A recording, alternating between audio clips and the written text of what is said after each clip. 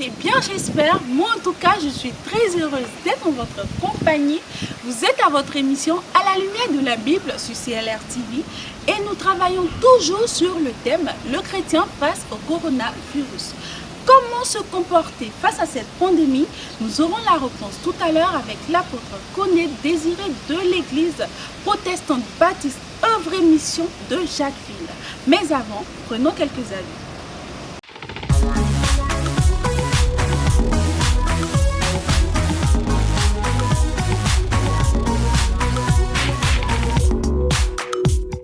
Je me nomme Zaté Geoffroy, médecin généraliste aussi à Chule Cocody, précisément au service des urgences médicales.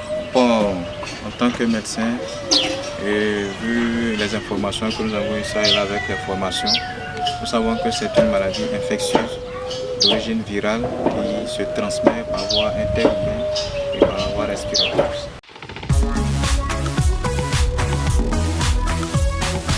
En tant que médecin, ce que je peux dire d'abord, c'est de ne pas paniquer. Voilà, parce que cette maladie, elle est en même temps physique dans les signes qu'elle va présenter et aussi au niveau moral. Parce que moralement, vu avec tout ce qu'on sait, si on te dit que tu es atteint de la maladie, même si tu es guéri, comment tu vas te sentir face à tes amis, à tes collègues, à tes parents? Donc c'est un peu ça.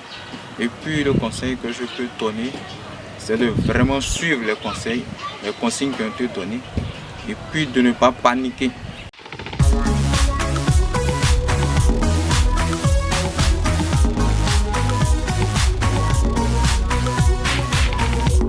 Je suis l'apôtre Koné de l'église protestante baptiste œuvre et mission internationale.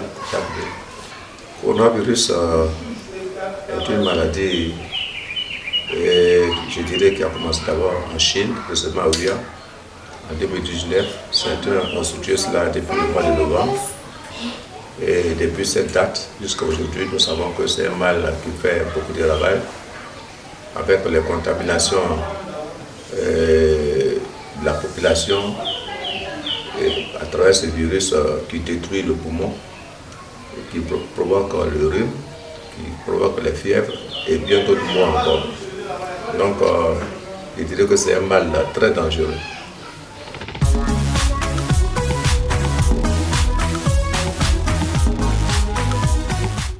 Oui, je crois que c'est une bonne résolution, c'est une bonne solution dans le sens où c'est pour empêcher que la population soit contaminée, que la propagation se fait par le mouvement des gens. Au fur et à mesure que les gens se déplacent, ils se contaminent par les salutations, par les crachats, par d'autres choses. Donc en le faisant, c'est une manière d'empêcher que les gens bougent en se contaminant les uns les autres. Donc c'est dans ce sens-là.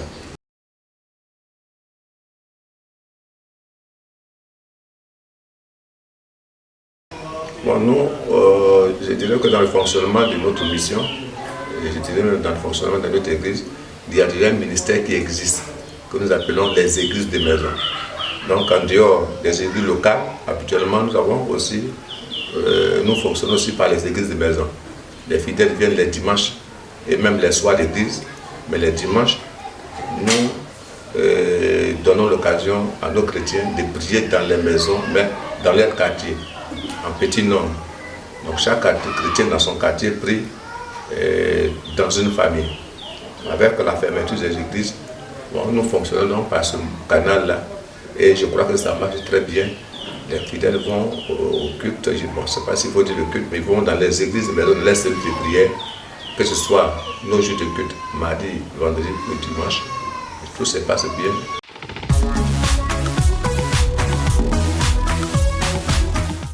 Nous exhortons la population à respecter les règles du jeûne qui ont été mises en place. C'est pour notre bien. C'est pour ton bien, c'est pour notre bien. C'est pour éviter que nous nous contaminons. Donc quand on parle de confinement, on a l'impression qu'on nous empêche de vivre. C'est vrai, notre peu quotidien, c'est en sortant, aller travailler, aller vendre, avoir quelque chose pour nourrir la famille. C'est bien. Souvent quand on regarde sous ce temps, on se dit, mais si on reste à la maison, finalement, on va faire comment, on va manger comment? Mais ce n'est pas fait de faire ça de façon sciemment. C'est pour empêcher que nous nous contaminons, que nous détruisons la population, ou bien nous nous détruisons entre nous. Que toutes ces recommandations étaient faites. C'est pourquoi j'aimerais encourager les chrétiens à respecter les règles du jeûne qui ont été données. Si tu dois tousser, il faut savoir tousser dans le coup de paix. Si tu dois saluer ton frère, maintenant les accolades, les salutations sont plus permises. Il est demandé de rester à 1 mètre. Tout ce qui est donné comme recommandation, c'est pour notre bien. On ne doit pas prendre ça en mal. Je voudrais aussi exhorter les chrétiens. Il y en a qui pensent que le coronavirus, c'est la fin du monde. Le coronavirus, ce n'est pas la fin du monde. Il y aura encore d'autres maladies plus graves que les maladies que nous avons le coronavirus. Donc, le chrétien, je crois que dans cette période-là, doit se mettre à genoux, prier. Le Seigneur a dit dans 2 Corinthiens chapitre 7, verset 13 et 14, quand je vais dire au souverain, quand je vais envoyer les fléaux, si mon peuple, celui qui est invoqué mon nom, prie, s'humilie, cherche ma face, je l'exaucerai. Donc c'est un moment pour nous les chrétiens de prier aussi. Pour prier, chasser les esprits coronavirus qui sont dans le pays, qui sont rentrés, qui nous empêchent de vivre normalement. Donc je voulais les encourager à la prière. Et pourquoi même pas au jeûne? Parce que c'est une situation critique qui demande que nous prions, que nous jeûnons, pour que nous retrouvions la sérénité qu'il y avait au départ. Donc c'est ce que je voulais leur dire et je les bénis pour ça.